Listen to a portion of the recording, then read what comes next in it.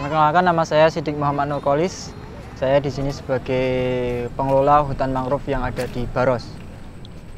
Mangrove itu adalah sebuah tumbuhan yang dimana berada di area lokasi ada pasang surut sungainya atau mungkin pasang surut arusnya, dan juga biasanya berada di area dekat muara.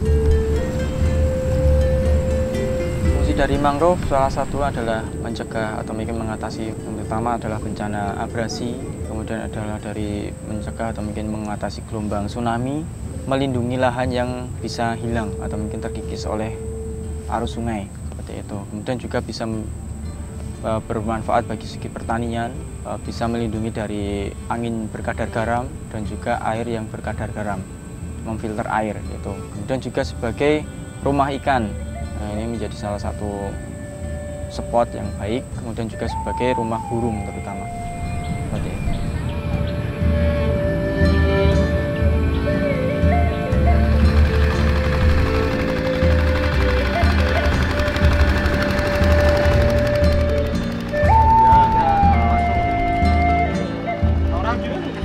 KP2P itu adalah keluarga pemuda-pemudi Baros. Tujuan KP2P yang pertama itu adalah kemasyarakatan, akan tapi memang sudah mencintai konservasi. Beliau memberikan kesempatan ke komunitas Akar Napas untuk menjadikan hutan mangrove Baros itu adalah laboratorium untuk pendidikan konservasi bagi teman-teman mahasiswa. Dulu tahun 2021 muara yang dekat di Sungai Opa ini banyak sekali orang yang melakukan penambangan liar, dan mereka tidak tahu sisi buruknya atau mungkin sisi dampaknya bagi konservasi sini. Jadi malah lucu. Jadi di sini konservasi, di sananya ada penambangan ilegal. Seperti ini.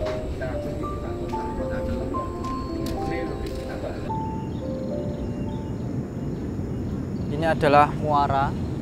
Dan gelombangnya itu juga bisa sampai ke area kita kalau misal pas pasang. Nah, ini adalah dampak abrasinya, dan ini bisa dilihat ini adalah akar-akar Avicennia yang masih kuat mencekram tanah liatnya yang ada di sini ya, dan di bawahnya pasir yang tergerus oleh karena ada muaranya ini seperti itu. Ngomong-ngomong tentang mangrove yang ada di Indonesia, itu banyak sekali Indonesia menyumbang mangrove yang ada di dunia. Jadi total ada 22% Indonesia mensupport dari Aceh sampai Papua. Itu ada mangrove seluas 3 juta hektar lebih. Namun sayangnya banyak sekali kendala atau mungkin masalah yang terjadi di area mangrove situ. Salah satunya adalah dari segi abrasi.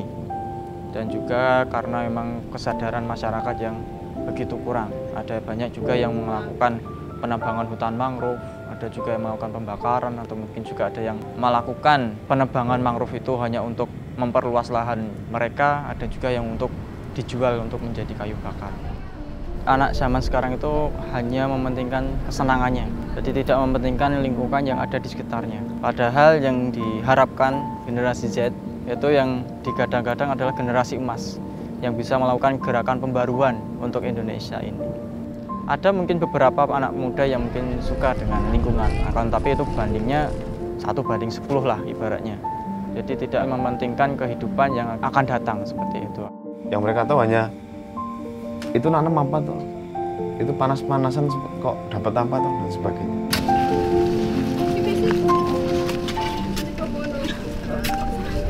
Kalau kurang besar dibesarkan lagi ya lubangnya ya, pakai tangan.